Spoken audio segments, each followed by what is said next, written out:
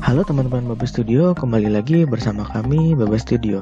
Setelah sebelumnya kita membuat navbar, nah untuk di materi kali ini kita akan mengolah halaman produk. Sekarang langsung saja Anda buka Visual Code Anda, lalu di sini masuk ke product list.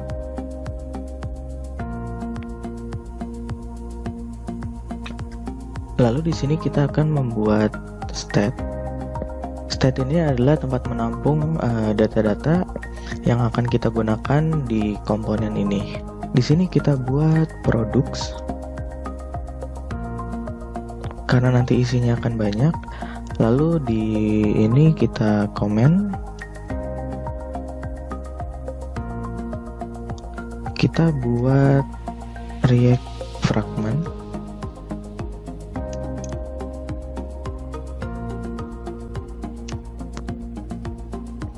Lalu di dalamnya itu kita masukkan kelas-kelas Bootstrap.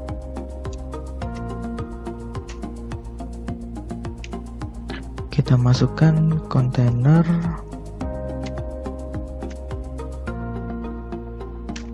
Lalu kita masukkan row.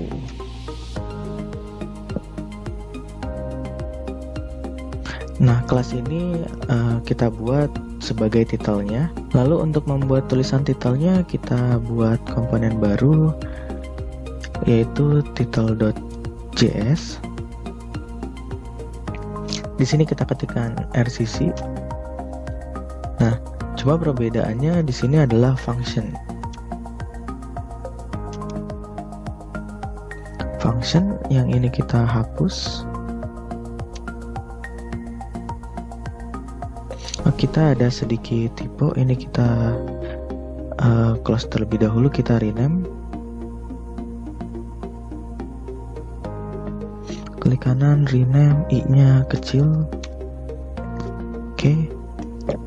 Lalu kita ketikkan lagi RCC. Kita ubah ini menjadi function. Lalu titelnya jadi seperti ini.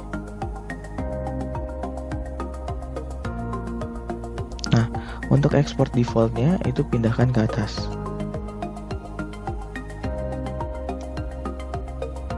Ini kita hapus. Oke, jadi seperti ini. Nah, title ini kita akan memberikan props.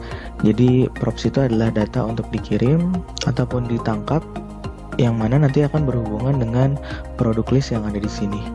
Nah, kita coba isi dulu biar teman-teman tahu maksudnya apa.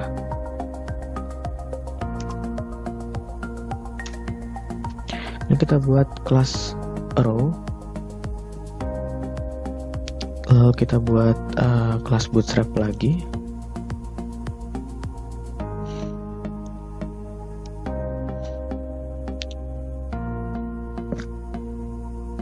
Margin top bottomnya 2. Teksnya center. Lalu kita masukkan text title. Text title ini itu yang dari app.css ini. Kita enter. Lalu di sini kita gunakan H1. Masukkan teks, capitalize.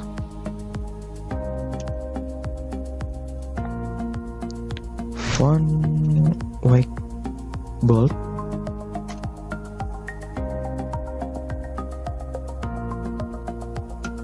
Lalu dalam H1 ini kita ketikkan name, yaitu nanti dari props ini kita tambahkan terlebih dahulu name title. Nah, jadi name ini nanti didapat dari sini datanya.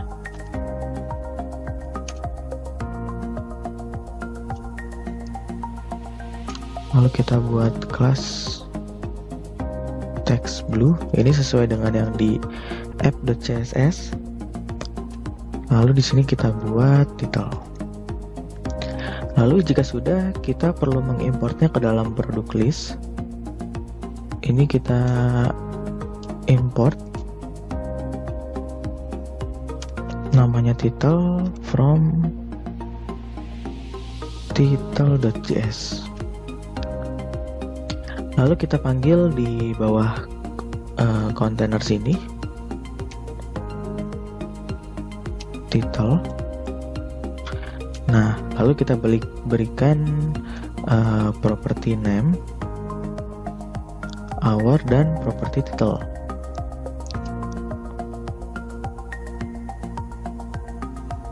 Nah, di mana name sama title ini yang tadi telah kita buat di title.js, name dan title. Jadi nama propertinya itu sama karena akan dikirim ke dalam function title yang ada di sini. Lalu kita save all terlebih dahulu. Di sini kita hapus rendernya di title.js. Lalu kita save kembali.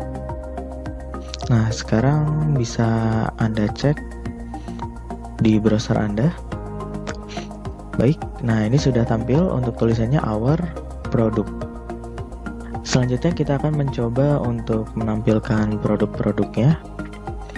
Untuk produk-produknya sudah saya siapkan di data.js yang sebelumnya Anda copy ke dalam file project Anda. Nah, yang ini produk-produknya kita masih manual terlebih dahulu. Ini kita hapus untuk yang atas. Lalu silakan Anda masuk ke produk list.js. Lalu silakan diimport. Import sesuatu dari data.js. Nah, kita import yang store produk terlebih dahulu. Lalu untuk store produknya kita masukkan ke dalam state di sini. Nah, kita akan mengeceknya apakah sudah terambil apa belum datanya. Ketikkan console log, lalu this state. Nah, seperti ini cara memanggil state, jadi menggunakan this state, lalu isinya yang ingin diambil. Lalu titik koma. Selanjutnya kita coba cek di browser kita, lalu kita inspect. Nah, sekarang bisa Anda lihat di konsol. Oke, datanya sudah ada. Sekarang selanjutnya kita akan mengeluarkan data-data ini. Nah, kembali lagi ke Visual Code Anda. Di sini kita akan membuat sebuah file baru, yaitu namanya context.js. Itu ditaruh di dalam folder src.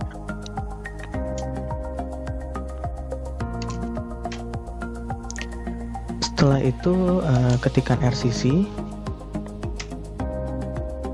Nah, cuma di sini ganti nama kelasnya itu dengan namanya product provider. Kita di sini akan menggunakan satu komponen dari React, yaitu context. Nah, kita akan tampung ke dalam variabel konstan.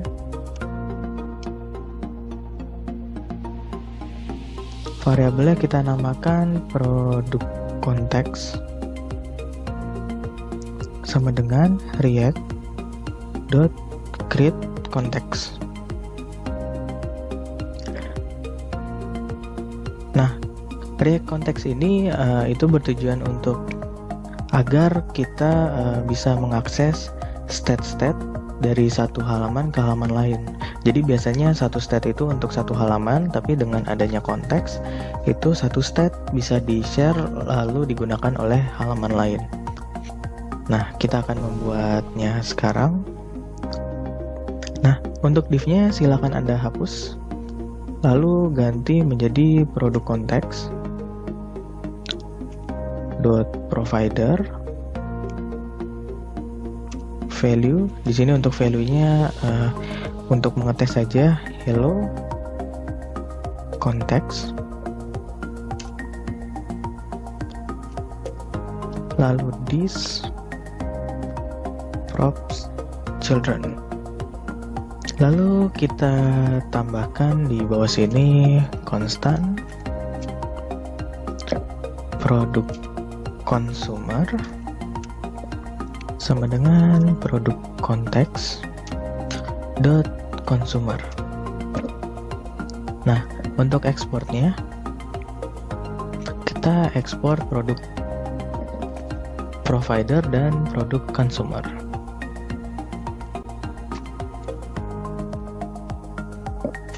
Oke. Lalu kita akan load ke dalam index.js. Kita load di sini. Kita import sesuatu from context. Nah, yang kita import adalah produk provider. Nah, untuk produk providernya kita taruh di atas router. Jadi dia sebagai pembungkus agar yang ada di produk provider itu bisa terkirim di semua router dan app-nya. Kita paste, ini kita rapikan sedikit. Lalu kita akan coba memasukkan produk consumer ke dalam produk list.js. Komponen produk list.js kita import terlebih dahulu. Import sesuatu from context. Nah, di sini kita import produk consumer-nya. Jadi produk providernya itu untuk mengirim, produk consumer-nya untuk menerima.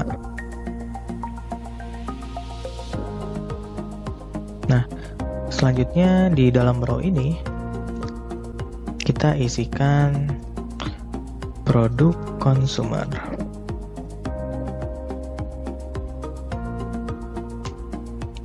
Untuk mengetesnya, kita akan coba menampilkan value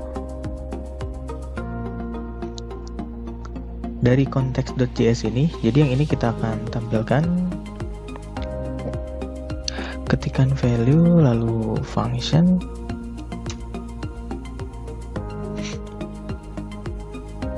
return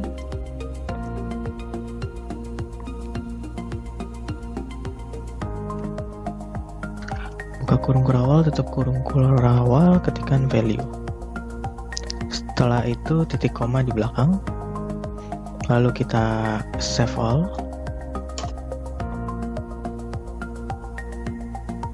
Nah, kita lihat di browser kita masing-masing. Baik, sudah keluar untuk tulisan hello konteksnya, berarti kita telah berhasil mengirim data dari context.js ini ke dalam produk list ini. Nah, baik, selanjutnya kita akan menambahkan data-data produk kita ke dalam produk list, tapi sebelum itu kita tambahkan dulu di context.js ini. Jadi yang akan kita tambahkan adalah yang ada di dalam data.js, yaitu detail produk dan juga store produk.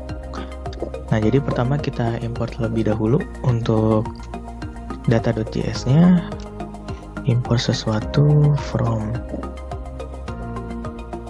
data.js, kita import store produk, lalu detail produk. Nah, lalu kita buat state di sini untuk menampung produk dan juga detailnya. Untuk produk diisi oleh store produk, koma, lalu untuk detail produk diisi oleh detail produk.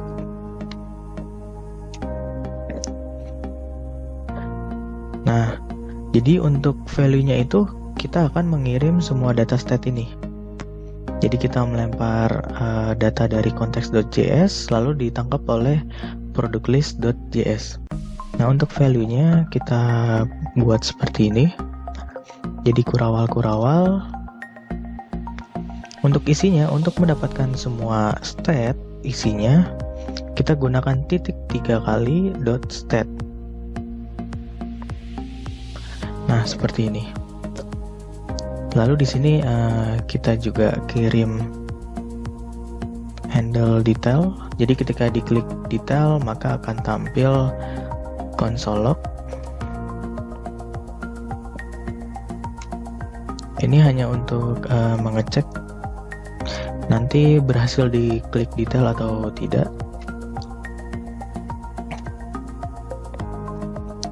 Hello detail, lalu kita buat add to chart. Jadi sekalian kita bikinnya log hello chart. Lalu ini juga kita kirim di value sini, kita tambahkan handle detail this dot handle detail. Jadi kita kirim untuk variabelnya handle detail, lalu isinya yaitu yang ada di sini di dalam handle detail ini. Lalu jika kita kirim add to chart this dot add to chart. Lalu kita akan mengeceknya di product list.js apakah data ini telah terkirim. Untuk mengeceknya, ini kita hapus, kita ganti log, lalu isinya value. Nah, lalu yang console log di atas kita hapus biar tidak bingung nantinya, lalu kita save all. Lalu silakan Anda cek di browser Anda. Nah, jadi setelah diinspect lalu di konsol, di sini ada objek. Nah, di sini isinya ada add to chart, ada detail produk, handle produk, lalu produk. Nah, kita berhasil mengirimnya melalui konteks JS ke product list.js. Nah, jadi seperti itu cara menggunakan React Context. Untuk selanjutnya kita akan menampilkan semua data yang ada di sini, termasuk data produk, data detail, add to chart, dan handle detail. Nah, untuk materi kali ini cukup sekian. Terima kasih.